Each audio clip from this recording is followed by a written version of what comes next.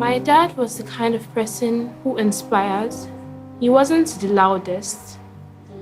He was like a figure that was always there, but you won't always hear. You won't always hear him. He always had the best stories, and it was always followed with a laugh, no matter how sad or how serious. He never took life too serious. He was a very diverse person, whether it was with arts, with music, with politics, anything that had the potential to kind of impact on people and change the trajectory of their lives. He had leadership. He had compassion for the people he led. He understood what it means or what it meant to hold people, mentor people, encourage people. I've never heard him exchange words with anybody. It wasn't necessary. And yet, he was one of the best activists this country has ever produced. He was a great champion for gender equity, and this made him exceptional, especially in our landscape. Innocent was all about other people, sacrifices. He always put himself last.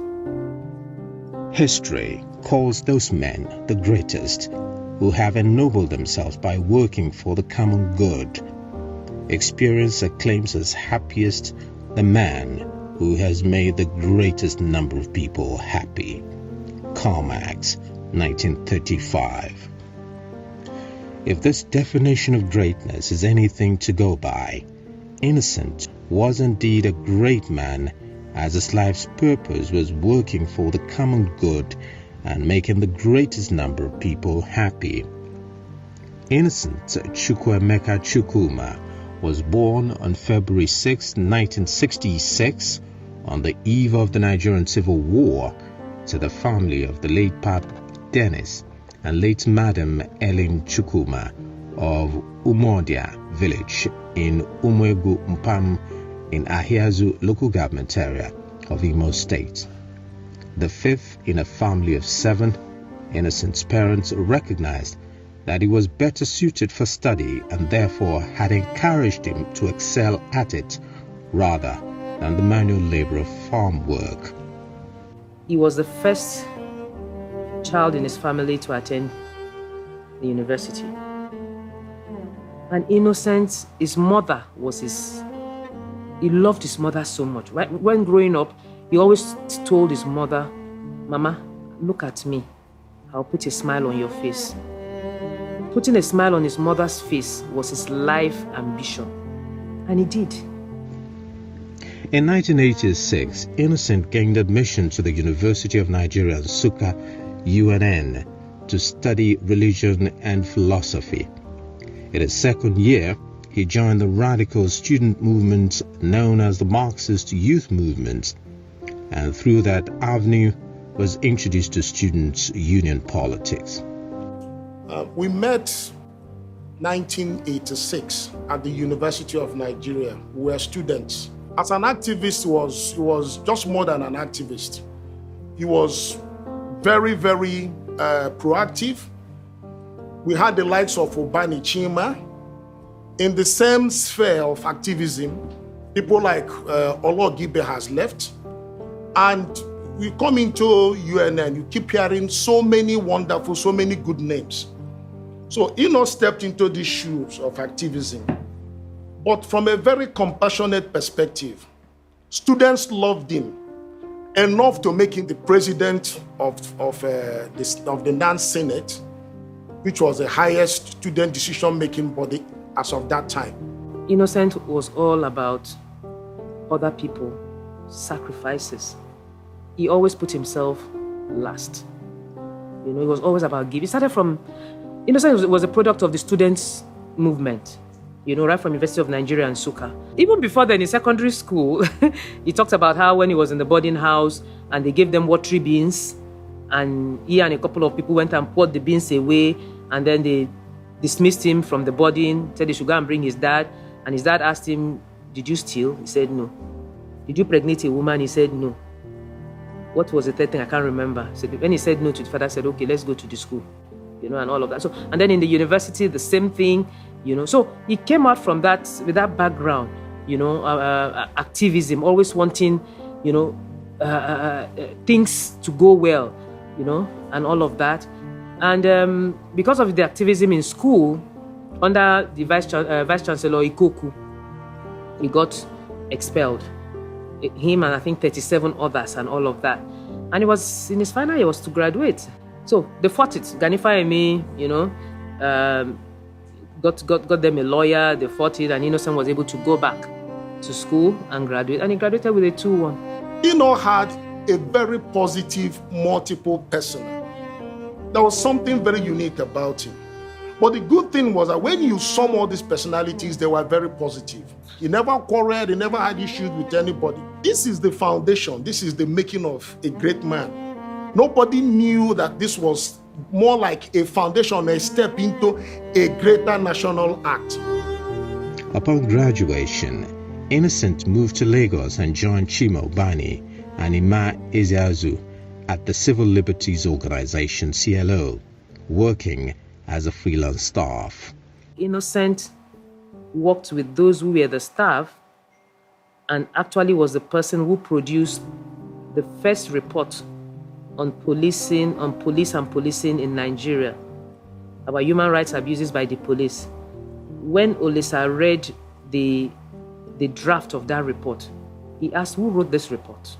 And they told him, it is that young man that is always bent over a table there. And that was how Olisa decided to engage, to employ Innocent.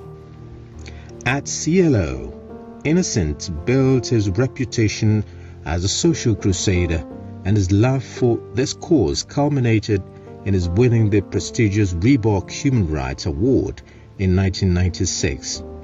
The award had a cash component of $25,000, which Innocent dedicated to setting up an organization that would focus on policing and law enforcement in Nigeria, CLEAN.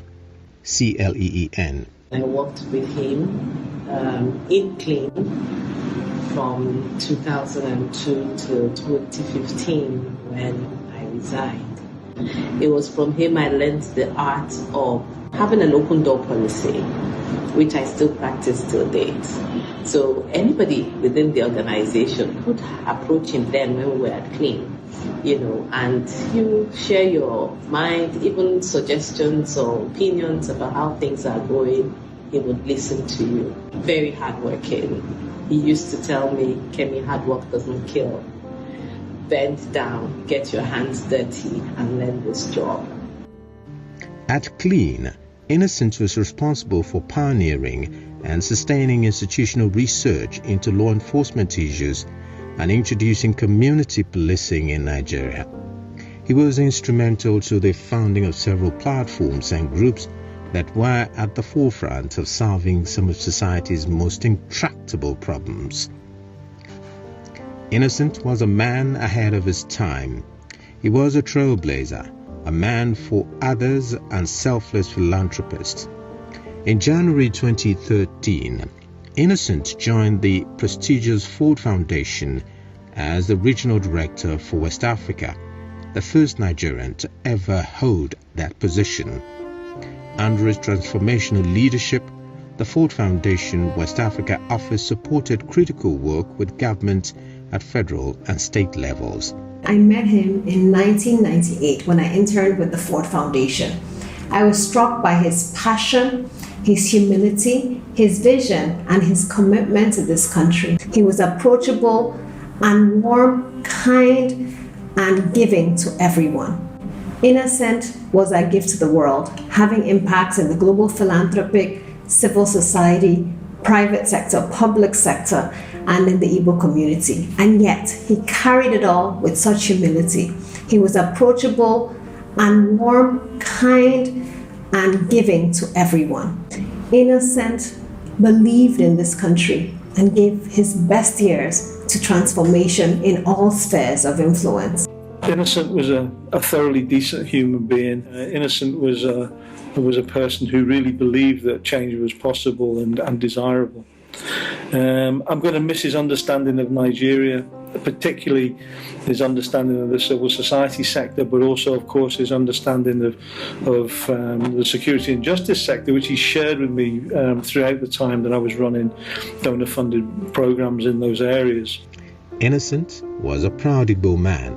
This was one of the reasons for the setting up of Oluaka Institute of Technology and the proudly made in Aba initiative with TBWA concepts. He was kind, humble, never assuming, always simple, helpful to everyone, even to small grantees like us as TBWA concept. He was very smart, very, very prescient. He could read situations.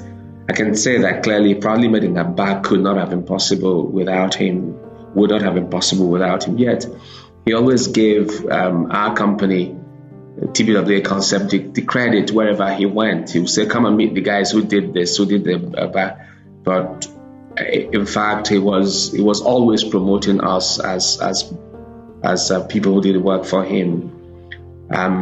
So much so that he got me to speak at TEDx Ogui Road, which was organized by Paddy, Uloma, and Jeku, and a couple of others in 2018. His depth of knowledge was as large and deep. I mean, you could not help but listen to him and hear his point of view whenever he spoke. The truth is that Imo State, Nigeria has lost we've lost a worthy son. It's really, really sad for all of us, but we will never forget that a star lived amongst us, shone brightly across our lives for his 55 years, and the work he did will forever be remembered. Innocent met his lovely wife of 23 years, Josephine, a renowned gender rights activist, in September 1996. Regularly referred to as the first human rights couple in Nigeria, as they were the first activists to meet on the job and get married. We were working for the two foremost human rights organizations. He was in CLO, heading the police project. I was in CRP, heading the women's project. September 1996, I just lost my dad and got back to work. Innocent had just won a Reebok Award and was in my office celebrating with my colleagues. And I saw him and I said, wow, you're celebrating with the boys. And what about with the others in the offices? And he said, oh, okay, that he owes me an outing for that. And I said, okay. So we went on an outing. And then from the outing, we agreed that we would go partying that weekend, go clubbing actually, and all that. And we agreed. And we went to Ozone nightclub on Allen that weekend, and as we were dancing, crazy Innocent, just said, do you think you can marry me? And I said, who proposes to someone, on a dance floor in a nightclub, and I said, well, let's just take it easy, let's take it from there. And then we courted for 4 months, between September to January, and then February we decided to, commit ourselves, so we went to court, we had a court wedding, after which we had a traditional wedding. And then in July, on the anniversary of my father's death, my father died July 1996. So July 1997, we had our wedding. I was so delighted to hear that surprise when he said he was going to marry the lady. He has proposed to the lady and gave me the honor of being his best man for the occasion. Is somebody that if you know and if he calls you for something, you will definitely honor his invitation. He was a person of circumspect and great respect.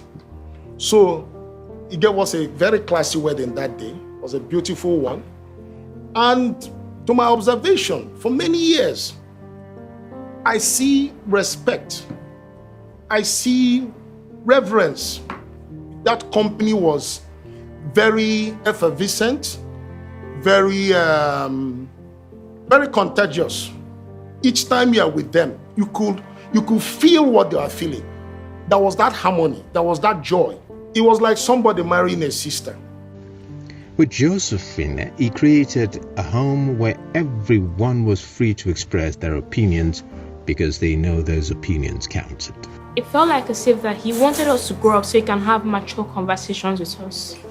And he can pass across his message at an age where we can understand what he was speaking and he didn't have to break down his words. It is almost taller than you. I'll miss his quiet cheers and his talks telling me that I should continue and I should just push forward. No matter what, my dad believed more in me than I did. I remember when I graduated secondary school and I was applying to universities, he was so sure I could get into any Ivy League. Like, he would say, apply to Harvard, apply to Oxford. And I'd be the one telling him, like, I don't think I can get into these schools. But he's like, what are you talking about? Just apply to it. Like, just apply and we'll figure out the rest and everything. And even when I got to university and talking to him about, like, oh, what do I want to be? And like, even when I thought like smaller, he was always seeing like the bigger picture. Or you could do this and then you could work at the UN and you could do this and you could do that. And I think that's something that's become very important to me. Like, just knowing that I had someone that, like, no matter what I felt like I was like, or what my skills like, or what my experience was like, he always thought that I could be the best. And he saw me as the best. And he saw all my sisters as the best. One of the things that amazed me the most about my dad was the fact that he was always on to the next thing. So, and anything he said, he did. I remember when he indicated that he wanted to be a DJ, and he just, before we knew it, he bought the equipment. He bought the laptop for it. He started doing it. Innocent, as we used to call him, DJ Chuks, or Ogumagalaba, Nemoro no Konwa. Innocent's humor was extraordinary. He was witty when needed, but he was also earthy when required. Innocent was really a good friend, a client, a brother. I'm from Mbisa as well. To talk about him in past tense is really heartbreaking.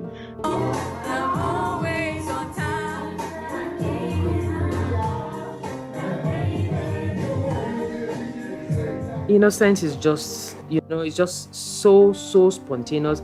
It can be reflective. But once Innocence sets his mind to do something, nothing can stop him. I mean, it just goes. I mean, we were on holidays in New York, in the US 2014 or so, when we went to a friend's house. I think it was David, and David was playing, and all of that, and he took an interest in it. And the next thing he said, no, he wants to do something. And just as if it was a joke, we got back, he got an Apple laptop from there, got the, what do they call that thing, those DJ whatever. And that's how I started playing. And then he said, oh, DJ Chooks. And we used to have that in the house, He'll be playing and we'll be dancing. Even the estate party that year, he told them he was going to play. I had to beg him. I said, no, please, no, not at that level, please. He loved being around people. He loved socializing. He loved making people happy. So I think the reason why he may have loved DJing, I suspect, it was the ability of music to bring people together, and he liked being at the center of that.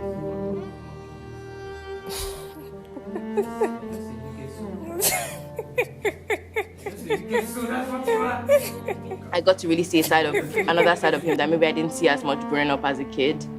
I got to hear more about his dreams, his goals, like his passions, all the hopes he had from not just Nigeria, but for the East and for Imo, like how much he wanted to invest, give back to what he feel like they gave to him and everything. So that's something that's been really important to me. He felt he had contributed on the national level with Clean and phenomenally with Ford, and being able to, guide what the foundation's interests were.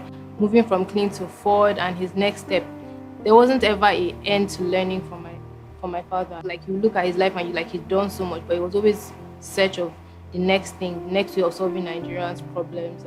On the 31st of January 2021, Innocent retired from Ford Foundation after 8 years of meritorious service. At many of the numerous sent-forth parties organized in his honor, Innocent spoke about looking forward to starting his fellowship at Oxford. Little did he know that the good Lord had a different sort of fellowship in mind for him. Innocent, my brother, words fail me. A few months back, I was hosting you with colleagues here in Abuja celebrating your retirement from Ford Foundation. You were a terrific father, a great friend, an elder brother, and a consummate activist.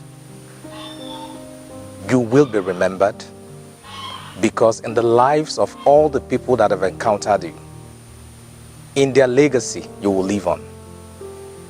In their success, you will live on.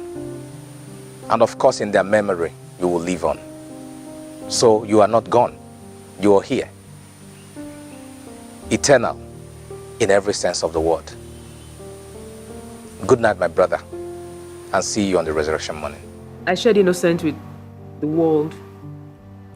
I didn't just share Innocent with his family, not with his local government, not with his state, not with Nigeria, but with the entire world. The greatest loss is for me and the children. I have lost a soulmate. I've lost a soulmate. Innocent was not my husband. He was a friend. He was my cheerleader. He was my Iroko. But there was only one Innocent, Chukwuma, the human rights activist, the social crusader, the philanthropist, a man of the people. Never, ever said one unkind word to anyone. He gave, he gave, he gave, he kept giving until he dropped. He left empty. Innocent's life was inspirational and momentous. He cared deeply about Nigeria, believed that change was possible, and the only way we can repay Innocent for all he brought to our lives would be to emulate his philosophy and sustain all the dreams and aspirations he shared with us all through many engaging conversations and projects.